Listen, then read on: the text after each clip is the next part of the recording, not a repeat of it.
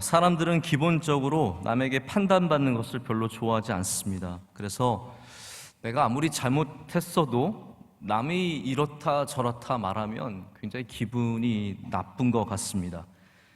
저희 교육자들이 이제 수요일 날 점심시간에 농구를 합니다. 이제는 10년 가까이 우리 손발을 맞춘 그러한 목회자들이 많이 있습니다. 잘했던 사람들 많이 떠나고 이제는 좀 못하는 사람도 있고 잘하는 사람도 있고 그래서 그냥 열심히 뜁니다. 저는 농구장에서 우리 목회자들에게 가능하면은 좋은 성품들을 가르치고 저도 부족하지만 그래도 제가 좀 그런 것들을 지도하고 싶은 마음이 있어서, 왜냐하면 농구하면 다 나오거든요. 승질들 다 나오거든요. 그리고 갖고 있는 이렇게 안에 숨겨져 있지만 남에게 잘 보여주지 않는 모습들도 나오기 때문에 저는 우리 농구한 교육자들의 성품은 제가 다 굉장히 잘 압니다. 아마 우리 교육자들도 저의 성품을 알 거예요. 저의 거의 온전하고 순전하고 굉장히 참을성이 많고 양보하고 인내하는 걸 아마 많이 봤을 거라고 생각을 합니다. 저는 우리 목회자에게 제가 이런 걸 꼭 가르칩니다. 룰을 잘 존중하고 서로 양보하고 서로의 주장 너무 우기지 말고 너가 옳다, 네가 맞다라고 얘기해주는 그런 좀 좋은 모습들을 이 운동하면서 배우라고 많이 이야기를 해줍니다. 좀 이렇게 과격한 친구들은 제가 많이 다듬었습니다. 이렇게 다듬어 주면서 그거는 결코 좋지 않다. 목회자로서 그런 성품은 절대로 목회에 도움이 되지 않으니까 좀 조심하라고 해서 많이 다듬었습니다. 이게 여러분, 사람이 좋은 말을 해준다고 다 듣는 건 아니에요.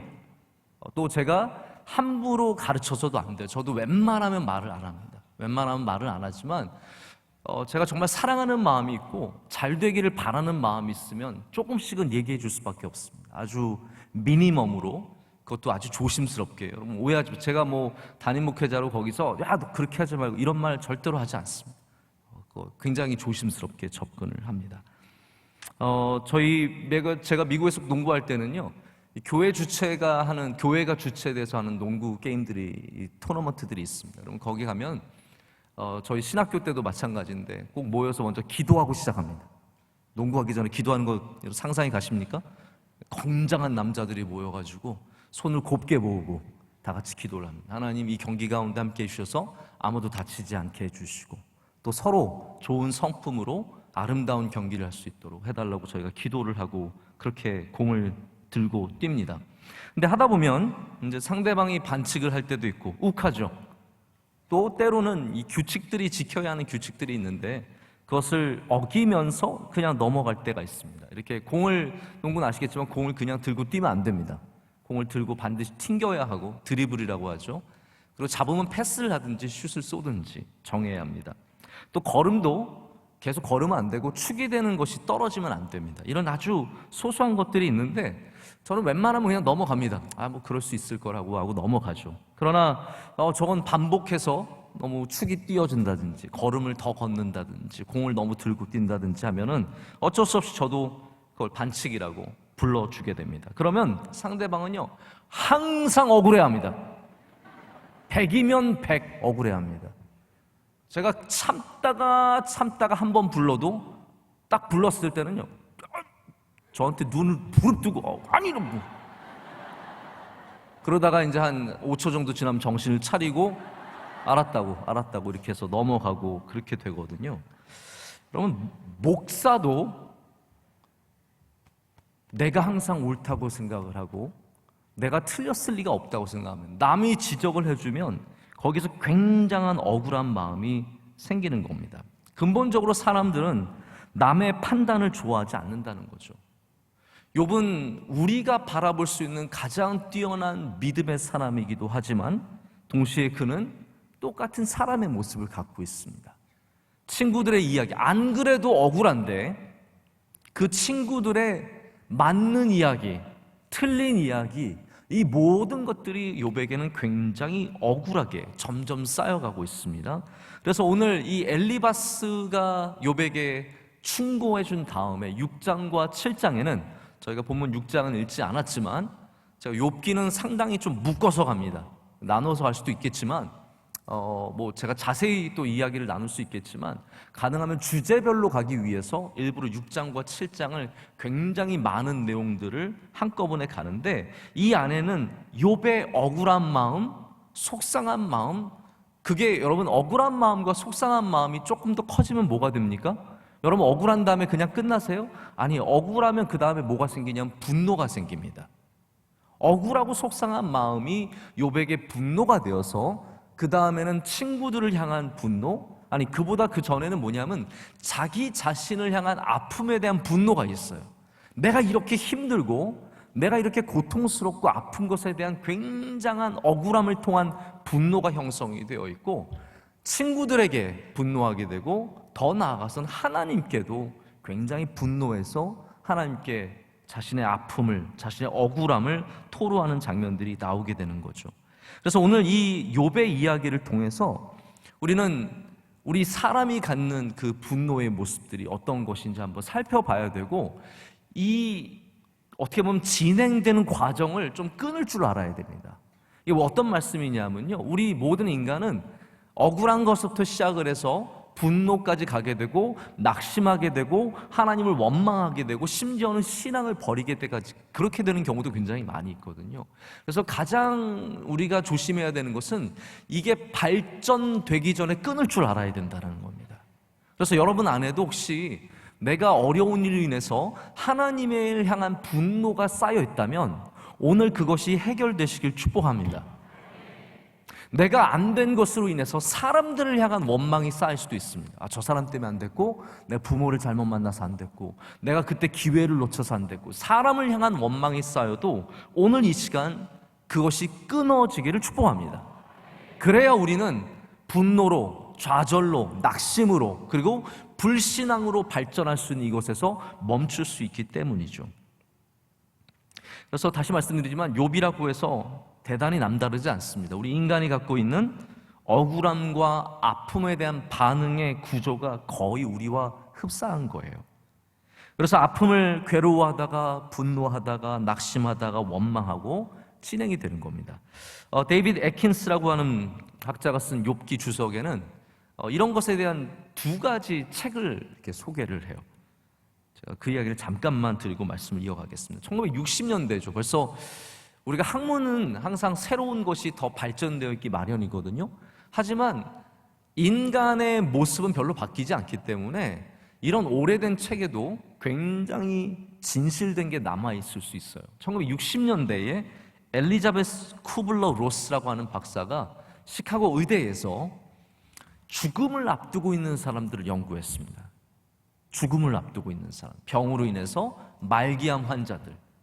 여러분, 암에 걸리면 그게 얼마나 충격입니까? 얼마나 큰 충격이겠어요? 그리고 나서 그 과정들을 한번 보는 겁니다. 그 충격을 받은 다음에 그것이 마지막에 주님 부르시는 그날까지 어떻게 형성이 되는지를 이분이 연구를 한 겁니다. 그래서 이분이 책을 쓰셨는데 죽음과 죽는 것, On Death and Dying, 죽어가는 것이라는 제목으로 책을 썼어요. 근데 이게 굉장히 지금도 영향력 있게 우리의 어떤 그러한 고통을 받아들이는 과정들, 그 전개 방식들을 보여줍니다. 대부분의 사람들이 죽음을 어떻게 받아들이게 되느냐, 이 박사가 발견한 건 이거예요. 첫 번째는 부정이에요. 나에게 어떻게 이런 일이, 이건 아닐 거야 라고 하는 부정이 있고요. 두 번째는 분노라고 합니다. 왜 나냐고, 왜 이 세상에 저 많은 사람들 중에 하필이면 왜 나냐고, 이제 거기에 대해서 분노가 되는 거죠. 셋째는 이제 타협의 단계라고 합니다. 타협의 단계는 아마도 병을 치료하기 위해서 그걸 받아들이고 계속해서 병을 치료하기 위해 노력하는 그런 것들을 말하겠죠. 그러나 이제 낙심의 단계가 옵니다. 더 이상 병이 낫지를 않고 더 호전되질 않고 몸이 좋아지지 않으면서 낙심하게 되고, 마지막에는 수용의 단계라고 해서 그것을 결국은 받아들이고 죽음을 받아들이는 그 단계가 이렇게까지 이어져 간다는 거예요. 다 단계가 있는 거예요. 근데 그 보시면 아시겠지만 모든 슬픔과 모든 괴로움과 모든 고통에는 사람들이 받아들일 때 분노의 단계가 있다는 걸 아셔야 돼요. 왜 이런 일이? 하필이면 내가? 왜 내가? 라는 여러 가지 분노가 그 안에 있다라는 거죠. 근데 이게 슬픔의 단계에도 똑같이 적용이 된다는 거예요. 컬린 머레이 팍스라고 하는 박사가 슬픔을 당했을 때, 뭐 배우자를 잃거나 부모님을 잃거나 심지어는 자녀를 잃었을 때도 비슷한 슬픔의 전개 구조가 있다는 겁니다. 처음에는 너무 놀라서 무감각한 거예요. 이게 감당이 안 되는 거죠. 이게 아까 전에 말했듯이 이게 부인과 비슷해. 난 아닐 거야. 부정과 비슷한 거죠. 충격, 질문. 하나님 왜 그렇습니까? 질문이 많이 생기죠.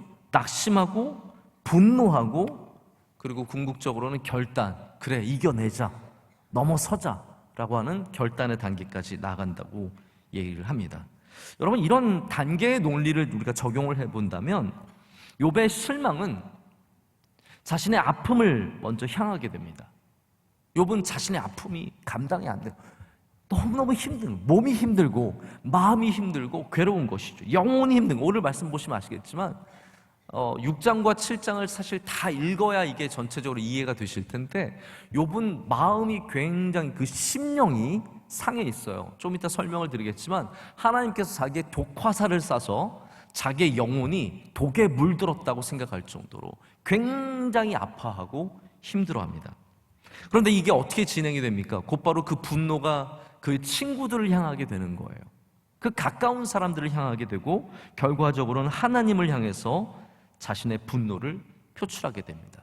자, 오늘 이제부터 제가 몇 가지 말씀을 통해서 이 욥이 어떻게 반응하는지를 좀 살펴보고, 여러분들도 고통과 아픔 속에서 어떻게 반응할 것인지를 한번 마음으로 좀 생각해 보셨으면 좋겠습니다. 첫 번째 뭐냐면, 마음이 힘든 사람이 갖고 있는 특징이 있는데요. 잘 들어보세요. 마음이 힘들면 말이 경솔해지기 쉽습니다. 다시 말씀드릴게요. 마음이 힘들면 말이 경솔해지기 쉬워요. 6장 6절 말씀을 한번 보시죠. 6장 6절에, 6장 3절에 이렇게 얘기합니다. 6장 3절 다 함께 읽겠습니다. 바다의 모래보다도 무거울 것이라. 그러므로 나의 말이 경솔하였구나 라고 말합니다. 6장에 이제 우리가 읽지 않았지만 첫 1절부터 3절까지 내용이 뭐냐면 내 고통이 너무 크다는 거예요. 바다의 모래처럼. 고대 시대에 가장 많은 게 뭐겠어요? 사람이 생각할 수 있는 가장 많은 게 뭐예요? 하나님께서 그래서 뭐라고 말씀하세요? 바다의 모래같이, 하늘의 별같이. 이게 인간이 생각할 수 있는 가장 큰 단위예요. 지금 같으면 우리가 조금 더 고급스럽게 표현할 수 있겠지만 욥이 말할 때는 이것은 최대한으로 표현한 거예요. 바다의 모래같이 많다는, 내 고통이 그와 같이 많다라고 말하면서 내 말이 경솔했다라고 합니다. 자, 이 부분이 그럼 욥이 엘리바스에게 혹은 그 친구들에게 사과하는 말일까요? 그래, 내가 너무 말을 심하게 했네. 아닙니다. 이거는 욥이 사과하는 말이 아니라 욥은 이렇게 얘기하는 겁니다. 내가 너무 힘들어서 그렇게까지밖에 말할 수가 없었다라고 오히려 자신이 말한 것을 항변하는 겁니다. 내가 왜 그렇게 심하게 말했는데, 내가 왜 그렇게 함부로 말한 것 같아, 내가 경솔한 것 같아, 아니 내가 너무 힘들었기 때문에 그렇게까지밖에 말할 수가 없었어 라고 지금 얘기를 하는 겁니다. 자신의 고통의 합이 바다의 모래보다 많다는 거. 그렇게 무거운데 내가 어떻게 그렇게 말하지 않을 수가 있냐라고 친구들에게 항변하는 겁니다. 여러분, 이걸 보면 우리가 좀 이런 자세가 필요한 걸 알 수 있어요. 아파하는 사람들은, 정말 힘든 사람들은 때로는 경솔한 말을 합니다. 너무 힘드니까, 너무 괴로우니까 말을 잘못하기도 해요. 우리가 이해하지 할 수 없는, 듣고 나면 기분 굉장히 나쁜 그런 말들도 할 수 있는 거예요. 그렇기 때문에 우리는 어떤 자세를 가져야겠습니까? 아픔을 당하는 사람들이 말을 경솔하게 할 때 이런 마음을 가지세요. 아, 그럴 수 있겠구나. 너무 힘드니까, 너무 괴로우니까 그럴 수 있겠구나. 근데 우리가 만약에 아파하고 힘들어하는 사람이 말 한마디 잘못했다가 저 인간이 들대가지고 아직도 더 혼나봐야 정신을 차릴 거야. 우리 그런 말 많이 하잖아요. 좀 더 정신을 차리려면 하나님 얘 좀 좀만 더 혼내주세요. 정신 좀 차리게. 여러분, 그거는 불쌍히 여기는 마음이 없는 겁니다. 욥처럼 훌륭한 사람이 말을 경솔하게 한 이유가 무엇입니까? 이 경솔하다는 말이 좀 가볍게 얘기했다는 뜻인데요, 그게 뭐냐 하면 너무 힘드니까 말이 그렇게 나갈 수밖에 없는 거예요. 하나님께서 우리의 말과 행동을 하나하나 다 저울에 달아보시지만 우리가 정말 힘들 때, 눈물 날 때, 괴로울 때 우리가 말 실수한다고 해서 하나님께서 우리 버리시지 않으실 줄로 믿습니다. 물론 여러분 일부러 그렇게 하지 마세요. 일부러 말 막 해도 되나 보다. 아닙니다. 말을 잘하는 그리스도인이 정말 좋은 그리스도인입니다. 저는 여러분이 믿음을 지키고, 할렐루야, 여러분의 그 믿음을 꼭 지켜서 선하고 복된 말들을 하시기를 축복해요. 어려운 가운데도, 힘든 가운데도, 괴로운 가운데도 믿음의 말을 하시기를 축복해요.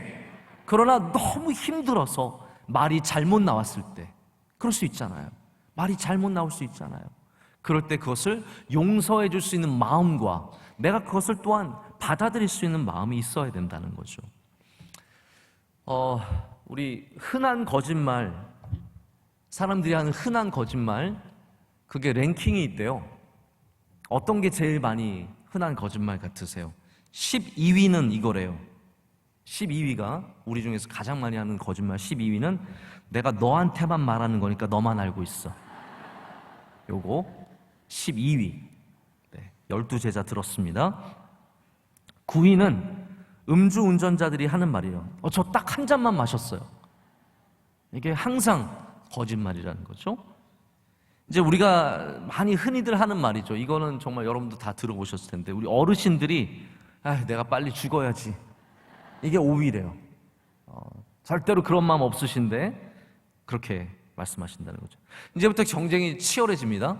이제 굉장히 여러분 많이 들어보신 말들이에요. 4위는 뭐냐면 장사하는 분이 이거 팔아도 남는 거 하나도 없어요 라고 말하는 것. 3위가 음식점에서 배달 독촉 전화 오면 방금 출발했어요 라고 하는 거. 저도 전화해봐서 아직 출발 안 했다고 한 적 한 번도 못 들어본 것 같아요. 항상 방금이나 5분 전에 출발을 했어요. 저희 집 바로 옆인데도 몇십 분이 걸려도 5분 전에 출발을 한 거죠. 1등과 2등은 제가 별로 공감이 안 가서 여러분에게 전하지 않습니다. 한번 생각해 보세요. 여러분들도 1등과 2등이 뭘지 한번 생각을 해보세요. 제가 지난 주일날 저는 한 가지 이거 생각하면서 마음에 걸리는 부분이 있었어요. 우리 목회자의 흔한 거짓말은 뭘 것 같아요? 마지막입니다. 네. 한마디만 더 하겠습니다. 제가 지난 주일 저녁에 여러분께 베드로 후서의 마지막 이야기를 좀 전하기 위해서 5분만, 발람 이야기하기 위해서 5분만 집중해달라고 한 거 기억나세요? 제가 5분이라고 저는 5분 안에 끝낼 자신이 있었어요. 그러나 10분이 걸린 것은 제가 거짓말을 해서가 아니라 성령께서 그렇게 역사하셨기 때문에 저의 마음은 5분이었어요. 그러나 현실은 10분이었기 때문에 아마 우리 목회자의 가장 많은 거짓말도 어쩌면 마지막 한 번만 5분 이런 것과 굉장히 연결이 되어 있을 것 같습니다. 제가 왜 이 말씀을 드리냐면요, 사람은 다 죽고 싶다라는 거짓말을 참 많이 하기 때문입니다. 욥도 오늘 이 말씀 가운데 참 죽고 싶다라는 표현을 많이 합니다. 너무 힘들어서, 너무 괴로워서. 근데 여러분, 우리는 그렇게 받아들여요. 믿음이 있는 사람이 그런 말 하면 안 되지. 하나님을 믿는다는 사람이 죽고 싶다니 그런 말 하면 안 돼 라고 하고 넘어갈 수 있겠지만, 여러분 아셔야 돼요. 그건 진심이 아니라는 거죠. 경솔하기 때문에. 우리 사람들은 아프고 힘들면 말이 경솔해지기 때문에 그런 말들이 나오는 거예요. 여러분, 부부가 살아가면서 제일 경솔한 말이 뭡니까? 싸운 다음에 우리 헤어져! 당장 헤어져! 나 당신 아니면 살 사람 없는 것 같아? 뭐 애인 있어요? 사람들이 힘들고 어려우면 말을 경솔하게 하게 됩니다. 저는 부탁을 드리고 싶은 것은 여러분의 말에 가벼움이 없어지기를 축복합니다. 사실 경솔하게 말하는 것 제가 여기서 옹호하고 있지만 저는 안 하는 게 최고라고 생각합니다. 죽고 싶다는 말 하지 마시고 나 없어도 된다는 말, 나 같은 사람은 필요 없다는 말, 그런 말씀 하지 마시고, 내가 없어도 너희들 잘 살 거잖아. 맞아요. 여러분 없어도 잘 살 거예요. 그런 생각 하잖아요, 가끔씩. 내가 없어도 이 세상이 잘 돌아갈까? 잘 돌아갈 거예요. 그러나 그런 말은 좋은 말이 아니라는 거예요. 우리 그리스도인들은 항상 믿음의 말을 해야 합니다. 자, 그런데 경솔한 말이 나왔어요. 누군가가 죽고 싶어 그랬어요. 누군가가 우리 헤어져 그랬어요. 그럴 때 여러분 비판하고 심판하고 그 사람에게 너 믿음의 사람이 그래서 안 된다고 교육하시겠습니까? 아닙니다. 불쌍히 여겨주라는 거예요. 왜냐하면 욥도 그렇게 경솔하게 말하는 사람이었기 때문입니다. 누구나 어려워지면 말이 이렇게 툭 튀어나오고 가벼운 말이 나오고 좋지 못한 말이 나온다라는 거죠. 아이들도요, 착한 아이들도 부모님에게 말을 잘못할 수 있을까요? 없을까요? 있어요. 저같이 착한 아들도 아버지에게 말실수한 적 참 많습니다. 근데 말실수할 때마다 아버지가 너 일로 와, 엎드려 뻗쳐, 너 오늘은 10대만 맞아라, 그렇게 되면 여러분 그 관계가 어떻게 되겠습니까? 다 그걸 품어주셨고 용서해 주셨고 그 말실수한 거를 불쌍히 여겨주셨기 때문에 여기까지 온 거 아니겠습니까? 제가 목회를 하다가 강단에서, 저는 그렇게 하기를 원치 않지만 제가 부족해서 경솔한 말이 나갈 수 있잖아요. 그럴 때 여러분, 목사가 저러면 안 되지 하면서 비판하면서 뭐 인터넷에 글 올리고 바깥에서 1인 시위 하실 겁니까? 김한호 목사 경솔한 말 하는 목사 내려가라. 아니죠. 불쌍히 여겨주라는 거죠. 우리의 경솔한 말들을 불쌍히 여겨주는 자세가 필요합니다. 저희 아이들도요, 제가 볼 때는 저희 아이들 참 착해요. 참 착해요. 고마워요. 아이들이, 물론 여러분 그렇게 생각하실 수 있어요. 뭐 그 집안에 태어났으면 착해야지 지가 뭐 별 수 있겠어? 라고 생각하겠죠? 그러나 그게 자기 마음대로 안 되잖아요. 아이들은 제가 원한다고 해서 뭐 부모가 열심히 노력한다고 해서 되는 건 아니거든요. 착해요. 그런데 제가 가끔 보면 우리 아이들도 경솔한 말을 하기도 해요. 하지 말아야 할 말을 어디서 배워와서 갑자기 툭 던지는 거죠. 근데 여러분, 사람이라는 게 반응이라는 것이, 그런 게 툭 들어오면 저도 툭 나가요. 이놈의 시기가 라고 나갈 수 있다라는 거죠. 아직까지 감사하게도 뭐 제가 그런 걸로 저희 아이들 혼내고 그런 적은 없지만 이게 그런 거구나라는 생각이 들더라고요. 아이들이 말을 가볍게 경솔하게 할 때도 내가 참아줄 수 있느냐, 누군가 성도가 말을 경솔하게 할 때 내가 참아줄 수 있느냐, 혹은 제가 여러분에게 경솔하게 말할 때 여러분께서 참아줄 수 있느냐. 우리 교회는 서로 불쌍히 여겨야 합니다. 마음이 아픈 사람이라는 것을 인정해 줘야 됩니다. 고난 속에 있는 사람이라는 것을, 우리가 불완전한 인간이라는 것을, 욥과 같은 사람이라는 것을 인정을 해 줘야죠. 그럴 때 우리가 서로의 경솔한 말들을 넘어갈 수 있는, 거기에 걸려 넘어지지 않고 넘어갈 수 있는 믿음을 갖게 될 줄로 믿습니다. 자, 두 번째는 마음이 아픈 사람은, 첫 번째는 마음이 아픈 사람은 경솔하게 말한다고 말씀을 드렸고요. 두 번째, 마음이 아픈 사람은 오늘 말씀을 보면 모두가 원망스럽습니다. 모두가 원망스럽습니다. 어떤 신학자는 욥이, 오늘 말씀 가운데 욥이 하는 이야기를 보면서 좀 편집증적이다라고 표현을 해요. 제가 주일 한번 낮에 여러분에게 파라노이아, 프로노이아 설교했던 거 기억이 나십니까? 편집증. 우리가 편집증을 갖게 되면 모든 게 나를 해하려고 하는, 저 사람 나를 도청하고 있어, 저 사람 나를 미행하고 있어, 이런 굉장히 잘못된 딜루션들이 많잖아요. 이게 파라노이아의 편집증적인 현상인데, 믿음 있는 사람은 뭐라고 말씀드렸나요? 프로노이아. 프로노이아는 뭐예요? 하나님께서 나를 도와주시는구나. 늘 긍정적으로 바라보는 거예요. 저 사람이 나를 도와주는구나. 이게 반대죠. 사람들이 모여있으면 내 욕하나 보다. 아니요, 사람들이 모여있으면 내 칭찬하나 보다, 좋은 얘기하나 보다, 믿음의 교제를 나누고 있나 보다. 항상 좋게 볼 수 있는 눈이 필요하거든요. 근데 욥은 오늘 말씀을 보면 이 프로노이아가 없어요, 지금. 왜냐하면 마음이 너무 힘들고 괴로우니까 좋게 생각하지를 못하고 하나님의 모든 것들에 대해서 하나하나가 원망거리가 되는 거예요. 이 모든 게 나를 향해서 주어지는 공격이고, 하나님이 뭐예요? 여기 보시면 아시겠죠? 하나님 자꾸 날 공격해요. 나한테 화살을 쏘고 나를 관역으로 삼고 나를 돌봐주는 게 아니라 나를 못되게 지켜보는 하나님.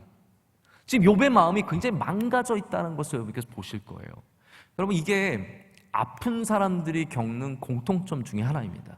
아픈 사람들은 하나님을 좋게 보는 시선을 잃어버려요. 여러분, 하나님을 좋게 보는 믿음의 시선을 되찾으셔야 합니다. 하나님 우리를 사랑하시고 우리를 선하게 인도하시며 우리에게 복 주시기를 원하시는 분이시라는 확신을 갖고 살아야 하는데, 이게 아픔이 있다 보면, 고통과 고난과 실패를 거듭하다 보면 이게 자꾸 반대의 마음이 되는 거죠. 그래서 욥은 하나님이 나를 치신다라고 생각을 해요. 여러분, 하나님이 우리를 치십니까? 물론 하나님은 우리를 칠 수 있는 분이시지만, 우리가 갖고 있는 이 가장 근본적인 하나님에 대한 신뢰는 뭐냐면, 하나님 우리를 사랑하신다, 하나님 우리를 선하게 인도하신다. 이 두 가지를 여러분 절대로 잃어버리면 안 됩니다. 이건 우리가 이 땅을 살아가면서 붙잡아야 하는 지도나 마찬가지예요. 하나님은 선하시고, 그렇기 때문에 그 선하심의 정체성은 세월이 아무리 바뀌어도 절대로 변하지 않는다는 거죠. 근데 6장 4절을 보면 전능자의 화살이 내게 박혔다라고 되어 있어요. 전능자의 화살이 내게 박힘에 나의 영이 그 독을 마셨나니 하나님의 두려움이 나를 엄습하여 치는구나. 여러분, 이걸 보면 어떤 게 생각이 나세요? 전쟁 중에 화살을 맞았는데 그 화살이 내 안으로 깊숙이 들어와서 그 독이 퍼져나가는 거예요. 그 독이 퍼져나가서 내가 지금 너무너무 힘들고 괴롭게 되는 상황을 이 4절이 표현을 하는 겁니다. 그걸 누가 했냐고요? 욥은 그걸 하나님이 하셨다라고 말하고 있다라는 거죠. 7장에 가면은 안 보셔도 돼요. 7장 20절과 21절을 보면 하나님 어찌하여 나를 이렇게 힘들게 하고 어찌하여 나를 이렇게 괴롭히냐고 하나님께 항변하는 말씀이 나옵니다. 그리고 6절에 독화살을 맞았다고 되어 있는데 7장 이 뒷부분에 21절인가를 보면은 나를 관역으로 삼으셨다고 얘기하고 있어요. 여러분, 어떤 하나님께서, 우리 하나님께서 여러분을 관역 삼아서 만나 안 만나 던져보자 그렇게 하시겠습니까? 여러분, 하나님은 우리를 관역으로 삼지 않고 우리를 사랑의 대상으로 삼아 주십니다. 근데 이게 마음이 상하니까 하나님이 나를 관역으로 삼으셨다라고 생각을 해요. 자, 여러분, 한번 이렇게 생각을 해보세요. 저는 이제 이런 경험을 많이 해봤는데, 목회자와 교인이 항상 허니문일 수는 없습니다. 지금은 여러분이 저를 물론 이제 이 중에도 안 좋게 보시는 분들 계시겠지만, 좋게 봐주시는 이유가 우리가 얼마 안 돼서 그래요. 네? 우리가 얼마 안 돼서 그래요. 지나다 보면 제가 여러분 마음에 안 들 수도 있고 부족할 것도 굉장히 많을 거라고 생각을 합니다. 자, 그런데 뭔가가 내 마음에 안 들고 힘들잖아요. 그럼 어떻게 되냐면, 목회자가 말을 하면 나를 관역으로 삼고 있다라는 생각이 들 때가 있습니다. 아, 목사님이 나한테 나 들으라고 얘기하는구나, 나 욕하려고 얘기하는구나, 나 괴롭히려고 얘기하는구나, 목사님 보고받으셨나 보다. 예? 목사님이 교구장 통해서 내 얘기를 보고받으셨든지, 우리 여성교 회장이 가서 보고했다든지, 저 고자징이쟁이다 그러면서 생각을 하는 거예요. 그래서 목사님이 내 얘기를 한다라고 생각하는 게 여러분 99.9% 틀린 겁니다. 아셔야 돼요. 99.9% 틀린 겁니다. 저는 지금까지 강단에서 누구를 욕하기 위해서, 누구를 비난하기 위해서, 누구를 딱 집어서 제가 말씀을 전한 적은 난 한 번도 없고 앞으로도 그렇게 안 할 겁니다. 그렇기 때문에 어떤 말이 있다면 그것은 하나님의 말씀을 전하기 위해서 하는 것이지 누군가를 관역으로 삼는 일은 없다라는 거예요. 그래서 여러분이 교회 안에서 신앙생활하면서 가장 위험한 것이 뭐냐면 피해의식이에요. 나를 미워하는구나. 나 목사님 이번에 피태권 산다고 목사님 나 미워하는구나. 나 싫어하는구나. 나한테 관심이 없구나. 내가 이렇게 수고를 많이 했는데 나를 장로로 안 시키다니. 아, 목사님이 나를 별로 안 좋아하니까, 나를 싫어하니까 나를 배제시켰나 보다. 아닙니다. 여러분, 피해의식을 버리는 사람이 반드시 믿음의 승리를 할 수 있습니다. 피해의식이 있으면 항상 모든 것들이 내가 관역이 되고 나한테 화살을 쏘고 그 독이 내 안에 들어오고 나의 심령을 죽이고 나를 괴롭게 하는 거예요. 이게 욥이 갖고 있는 지금 굉장히 편집증적인 하나님을 향한 원망이라는 거죠. 이게 여러분 사실과 거리가 얼마나 멉니까? 우리가 피해의식을 갖게 되면 사실과 거리가 굉장히 멀게 나갈 수밖에 없어요. 제가 이 말씀을 드린다고 이게 다 고쳐지진 않겠지만 혹시나 여러분 나중에 여러분 마음속에 내가 관역이 되었다든지 저 사람들이 함께 나를 미워한다든지 마음이 드신다면 그 안에 성령께서 역사하시도록 기도를 많이 하시길 축복합니다. 하나님께서 그 마음을 고쳐주시고 새롭게 하시고 하나님이 여러분을 얼마나 사랑하는지, 이 교회가 얼마나 여러분을 사랑하는지, 또 목회자인 제가 우리가 얼마나 여러분을 사랑하는지 꼭 알게 하실 줄로 믿습니다. 그래서 욥이 얘기하는 것이, 여러분 이런 생각하잖아요. 이제 욥과 친구의 대화가 오가지 않습니까? 친구들이 틀렸잖아요. 친구들은 항상 좀 틀린 구석들이 있잖아요. 그럼 반대로 뭐라고 생각하면 욥은 맞겠구나 라고 생각을 하거든요. 친구가 틀렸으니까 욥은 맞겠지. 그럼 욥이 하는 말들은 그래도 맞는 말일 거야 라고 생각하겠지만 그렇지 않다라는 거예요. 이 성경이 우리에게 보여주는 것은 욥이 아무리 의인이라도 하나님을 온전히 다 알 수는 없다라는 거예요. 우리가 감사한 건 뭐냐면 욥기가 있기 때문에 우리가 하나님을 조금 더 알 수 있다라는 거 아니겠습니까? 여러분 이 말씀을 통해서 하나님을 더욱 깊이 알아가시기를 축복합니다. 우리 살다가 사람이 힘들면 마음이 힘들고 힘들어지면 사람이, 우리 주변에 있는 사람들이 힘들어져요. 무슨 말이냐면요, 그냥 옆에 사람이 가까이만 와도 짜증이 나요. 그거 아세요? 여러분들 굉장히 성격이 좋으신가 봐요. 힘들어 보신 적이 없으신가 봐요. 막 안 좋은 이야기들이 너무 돌아다니고 모든 사람들이 힘들게 하고 그러면은 그냥 누가 가까이 오는 것도 싫은 거예요. 누가 말 거는 것도 싫은 거예요. 사람들이 짜증이 나는 거예요. 지금 욥이 그런 상황이거든요. 욥이 힘드니까 지금 친구들이 위로해 주는 게 하나도 도움이 안 되고 친구들이 전부 짜증이 나는 거예요. 사람이 마음이 힘들면 모두가 원망스럽다고 말씀을 드렸는데요, 마음이 어려우면 남편이 짜증납니다. 남편의 집안에서 얼굴만 보여 저놈의 꼴보기 싫어가지고. 정말입니다. 저는 남편이 없기 때문에 이런 말씀을 드릴 수 있는 거예요. 남편이 얼굴만 보이면 너무 그냥 그 코털 보면 짜증이 확 나는 거예요.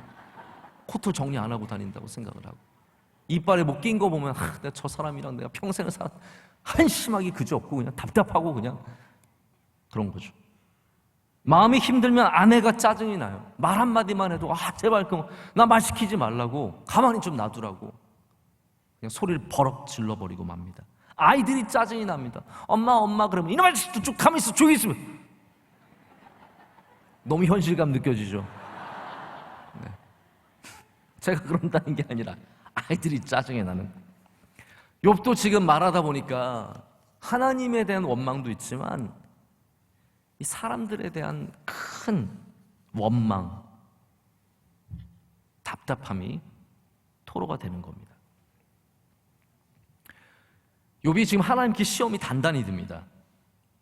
그래서 17절부터 보면요, 제가 이 말씀이 참 중요한 부분이라서 잠깐 보셔야 되는데 7장 17절부터 보면 여러분 좀 양해해 주시길 바라요. 제가 왜냐하면 본문은 6장과 7장 사이에 뭔가를 정해야 되기 때문에 정하는 것이고, 제가 구체적으로 전달하기 원하는 건 6장과 7장의 전체적인 내용이니까 좀 그렇게 이해를 해주시면 좋을 것 같아요. 17절과 18절 보면 19절까지 그게 쭉 이어져 가요. 이게 우리 17절 말씀만 한번 함께 읽겠습니다. 사람이 무엇이기에 주께서 그를 크게 만드사 그에게 마음을 두시고. 자, 이 말씀 어디서 들어본 것 같지 않으세요? 시편 뭐와 비슷합니까? 시편 8절 말씀과 8편 말씀과 굉장히 비슷한 말씀이에요. 사람이 무엇이간데 주께서 저를 권고하시며. 우리 사람이 뭔데? 근데 여러분, 이게 겸손의 말이 아니에요. 욥은 지금 하나님한테 단단히 짜증이 났기 때문에, 하나님 뭐하러 저한테 이렇게 상관하세요?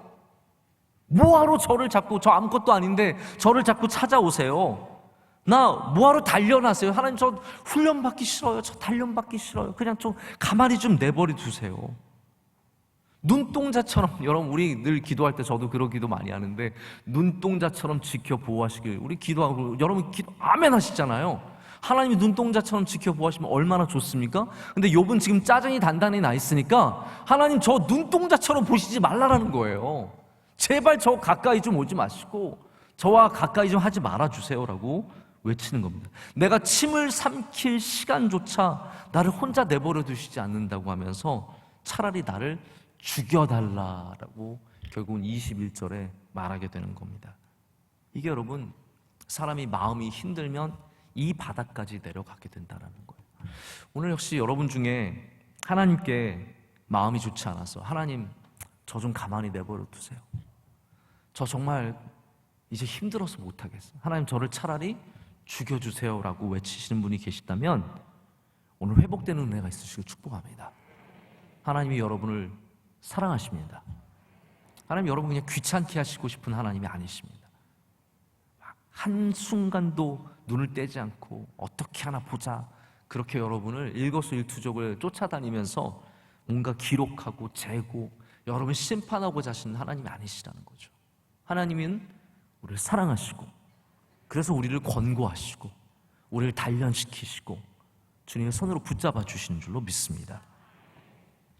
욥이 이제 친구를 향한 사람에 대한 원망으로 넘어가죠. 6장 14절부터 이제 그 내용이 나오게 되는데, 사람이 힘들고 실패하면 반드시 사람들을 원망하게 되어 있습니다. 야, 처가가 이번에 5천만 원만 나한테 꿔줬어도 내가 이거 이렇게 안 됐는데, 뭐 치사하게 말이지, 지네들은 잘 먹고 잘 살면서 그 돈 안 꿔줘가지고 나를 이렇게 힘들게 한다고 말하기도 하고, 그때 내가 저 자식 그 친구만 내가 그때 같이 안 갔어도 내가 이렇게 되지 않았는데 라고 하면서 친구를 원망하기도 합니다. 부모님이 나에게 학교만 보내주셨어도 내가 인생 제대로 한번 살아볼 수 있었는데 라고 말하면서 부모님을 원망하기도 합니다. 여러분, 그래요. 우리가 어려우면 사람을 향해서 원망의 화살이 나가기 쉽습니다. 지금 굉장히 마음이 어렵기 때문에 욥의 친구들에 대한 원망이 있습니다. 자기를 동정하지 않는다고 원망을 하고요, 또 15절을 보면은 이 사람이 변하는 것에 대한 원망함이 있습니다. 원래 그러지 않았다는 거죠. 친구들이 처음에 와서 울어줄 때는 그러지 않았는데 어느 순간부터 변해가지고 자기를 공격하고 힘들게 한다는 겁니다. 이제 개울이란 표현을 쓰거든요. 사람들이 개울과 같이 변덕스럽다라고 합니다. 여러분, 이거는 우리 인간에 대한 정의예요. 당연합니다. 사람은 변덕스럽습니다. 우리 개울을 가도, 산에 특별히 시내를 가면 여러분 경험하시겠지만 비가 오면 어마어마하게 무서운 물로 변합니다. 그러나 가뭄에는 정말 물줄기 하나 졸졸졸졸 내려오는 개울이죠. 근데 여기 나오는 개울은 와디를 말합니다. 여러분, 와디는 아시죠? 광야에 있는 강 아닙니까? 광야에 있는 강은 비가 확 오면은 강을 이루어서 콜콜콜콜 물이 내려가지만 비가 그치고 나면 말라버려서 그냥 길이 되어버리는 변덕스러운 것이 바로 와디거든요. 사람들은 와디 같다라는 거예요. 이게 틀린 말이 아니죠. 여러분, 그래서 사람이 변덕스러운 걸 안다면 그 당연한 것 때문에 너무 분노에 휩싸이면 안 됩니다. 이해가 되시죠? 사람은 당연히 변덕스럽기 때문에, 마음이 바뀌는 게 너무나 당연하기 때문에 아, 그렇구나라고 생각하고 살아야지, 그것을 향해서 너무 원망함을 가지면 안 된다라는 말이죠. 27절 말씀은 사람의 이기적인 모습을 보여주고 있어요. 이 말씀이 좀 해석하기 어렵지만 고아를 제비 뽑는다라고 했는데, 이 말씀은 무슨 말이냐면 고아들 가운데 제비를 뽑아서 너는 노예로 팔아버리는 거예요. 왜냐하면 다 키울 수 없고 다 돌볼 수 없기 때문에 노예로 팔아서 이익을 얻는 겁니다. 친구를 팔아버리는데요, 이게 무슨 말입니까? 우리 인간은 다 이기적이다라는 말이에요. 물론 엘리바스와 그 친구들이 딱 이렇게 해서 욥이 이런 말을 하는 건 아니겠지만 이 분노 속에는 이기적인 사람들을 향한 욥의 마음이 다 담겨 있다는 겁니다. 여러분, 사람은 변덕스러울 뿐만 아니라 이기적입니다. 내 이익을 위해서 내가 편한 것이 최고고 내 이익이 최고예요. 그게 아닌 관계는 얼마 없어요. 제가 보면 부부의 관계가, 저는 주례할 때마다 꼭 그런 이야기를 하거든요. 세상에서 가장 서로 잘 아는 사람은 부부다. 부모님보다 더 자기를 잘 아는 사람이 남편이고 아내일 가능성은 커요. 그런데 이 함정이 있어요. 부부는 그럼에도 불구하고 이기적일 때가 많습니다. 오직 부모님만이 그 자식에 대해서 이기적이지 않아요. 이해가 되시죠? 어머니들이 그 고생을 하면서 그 힘든데 자녀들을 돌보는 것은 그 사랑, 이기적이지 않기 때문이에요. 아버지도 마찬가지고요. 그래서 이 세상에 정말 가까운 사람은 내 아내고 내 남편일지 모르지만 사실은 가장 이기적이지 않은 존재는 우리의 부모님밖에 없다라는 거죠. 살다 보면 그런 일들이 많이 있습니다. 밤에 아기가 옵니다. 누가 가야 할까요? 아기가 올 때 누가 가야 할까요? 깨서 안 깬 척 하는 사람들이 얼마나 많습니까? 다 깼어요. 다 들려요. 울고 있는데 다 들려요. 다 느껴져요. 그러나 기다리는 거죠. 서로 기다리다가 애가 죽을 때 되면 일어나가지고 죽이진 않아야 되니까, 죽지는 말아야 되니까 가서 아기를 들고 기저귀를 갈아주고 우유를 먹여줍니다. 쓰레기가 쌓여도 어떻게든 하나를 더 쑤셔넣지 그 쓰레기 봉투를 밖에 내놓지 않습니다. 내 쓰레기만 넣으면 끝이에요. 제가 교회를 다녀봐도 그런 일들이 참 많습니다. 우리 인간은 다 이기적이에요. 그런데 이기적인 것을 서로 욕하기만 하면 전쟁밖에 없습니다. 야, 남편이 너 당신 왜 이렇게 이기적이야? 아침에 일어나가지고 어저께밤 왜 안 일어났어? 다 들으면서 왜 안 일어났어? 서로 이기적인 것을 두고 왜 쓰레기 안 쳤어? 왜 설거지 안 했어? 왜 저거 안 내놨어? 서로 이기적인 것 갖고 싸우기 시작한다면 전쟁밖에 없습니다. 그래서 여러분, 인간이 이기적인 걸 알고 우리는 주님의 사랑으로 받아줘야 합니다. 주님의 사랑으로 섬겨줘야 합니다. 그래서 교회는 섬김을 배우는 곳입니다. 할렐루야. 섬기기 싫으세요? 왜 아멘을 안 하세요? 교회는 섬기는 곳입니다. 섬김을 배우는 곳입니다. 아직도 아멘을 안 하시는 분들이 계세요. 우리 인간은 이기적이기 때문에 자꾸 예수 그리스도를 통해서 섬김을 배워야 한다는 거죠. 몸과 마음이 힘든 사람, 세 번째 특징은 모든 것이 허무하게 느껴집니다. 제가 5분만 더 말씀을 드리고, 이건 진짜입니다.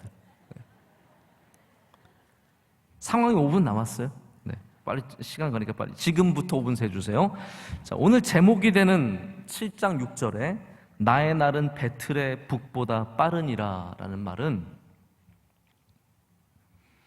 배를 짜기 위해서 그 틀이 계속 움직이면, 이거 아시죠 여러분? 배 짤 때 츠크득 움직이면 이 북이라는 게 실을 하나씩 더해줍니다. 위에다 츠크득 얹어주고 또 츠크 해서 다시 딱 얹어주고. 그렇게 되면 어떻게 되겠습니까? 하나의 옷감이 만들어져 가겠죠. 근데 이 배틀과 북은 어마어마하게 일을 많이 해요. 막 계속 열심히 다리를 돌려가면서 막 합니다. 근데 몇 시간을 그렇게 일해도 요만큼밖에 옷감이 안 생겨요. 그래서 지금 욥이 말하는 건 뭐냐면, 내가 아무리 수고해봤자, 아무리 노력해봤자 소망이 없다라는 거예요. 내가 아무리 애써봤자 얻는 것은 요만큼밖에 없다라는 거죠. 근데 이게 참 히브리어로는 이게 하나의 언어 유희입니다. 왜냐하면 실이라는 단어와, 오늘 말씀에 이제 실이라는 단어도 나오고, 그 다음에는 이제 소망, 희망이 있잖아요. 그게 사실은 히브리어로 같은 단어예요. 같은 단어예요. 다시 말하자면 내가 수십 시간, 아니 수천 시간 노력해서 요만큼 짜내듯이 자기에게는 소망이 없고 아무것도 없다라고 말하는 겁니다. 이게 여러분 어떠한 의미입니까? 지금 오늘 사실 우리가 읽은 본문 전체의 내용은 뭐냐면 나 너무 허무하다라는 거예요. 나 죽고 싶다라는 겁니다. 나 너무 그냥 다 내려놓고 죽어버리고 싶다라는 거 말하고 있는 거예요. 그래서 16절에 나를 놓으소서라고 말합니다. 나를 놓으소서. 하나님 차라리 나를 놔주세요. 이게 무슨 말이냐면 나를 놓으소서는 leave me alone이에요. 나 제발 가만히 냅두세요. 영어 표현에 leave me alone 진짜 많이 쓰거든요. 나 좀 냅둬. 건들지 마. 저리 가. 이게 다 leave me alone이에요. 나 상관하지 마. 다 leave me alone이에요. 지금 그러니까 욥은 너무 힘들어서 하나님 저를 그냥 놔주세요. 저를 죽게 놔주세요. 제발 저 좀 보내주세요 라고 말하는 겁니다. 이거는 어떤 거냐 하면 마치 엘리야가 바알과 아세라 이 우상 숭배하는 제사장 850명을 진멸한 다음에 광야로 도망가서 이스라엘을 피해서 광야로 도망가서 하루 길을 더해서 들어간 다음에 하나님 나를 죽여주세요 라고 말하는 것과 똑같은 거예요. 근데 여러분 제가 이 말씀을 드리고 싶은 거예요. 왜 이렇게 됐을까요? 욥과 엘리야가 왜 이렇게 됐을까요? 그 안에 모든 것들이 다 번아웃이 돼서 그래요. 지쳐버린 거예요. 힘이 다 빠져버린 거예요. 번아웃이에요. 여러분 번아웃 아시죠? 내 안에 있는 모든 것들이 다 타버려서 힘이 하나도 없는 거예요. 그러면 그냥 나를 죽게 해달라고, 나를 그냥 내버려 두려고, 나 혼자 있게 해달라고 그렇게 말하게 되는 거죠. 여러분 한 가지 분명한 사실은 뭐냐 하면 우리의 심령이, 우리의 육체가, 우리의 마음이 다 번아웃 돼서 힘이 하나도 없을 때 하나님은 우리를 도와주신다라는 겁니다. 우리가 그렇게 홀로 있기를 원하시지 않는다는 거죠. 아이들이 힘들고 괴로워서 나 좀 가만히 놔둬 하고 방에 들어가서 문을 잠그죠. 그럼 부모님이 가만히 놔둡니까? 아니죠. 밥 때가 되면 가서 얘야 그래도 밥은 먹어야 되지 않겠니? 너 괜찮니? 라고 물어보시는 것처럼 하나님께서 하나님 저 너무 힘들어서 말하기도 싫고 상대하기도 싫고 저 그냥 다 놔버리고 싶어요. 직장도 놔버리고 교회도 놔버리고 삶도 놔버리고 다 놔버리고 싶어요. 그럴 때 하나님께서 절대로 여러분을 홀로 내버려 두시지 않는다라는 겁니다. 까마귀를 보내시고 먹을 것을 주셔서 엘리야를 살려주시듯이 하나님께서 우리의 영혼을 다시 살려주실 줄로 믿습니다. 욥과 같은 우리의 영혼, 지치고 괴롭고 힘들고 억울하고 원망할 것이 많고 답답한 이 영혼이 하나님 앞에 가서 엎드릴 때 하나님은 우리를 만져주시고 다시 힘을 주시고 일어서게 하실 줄로 믿습니다. 그런 은혜가 저와 여러분에게 함께하기를 원합니다.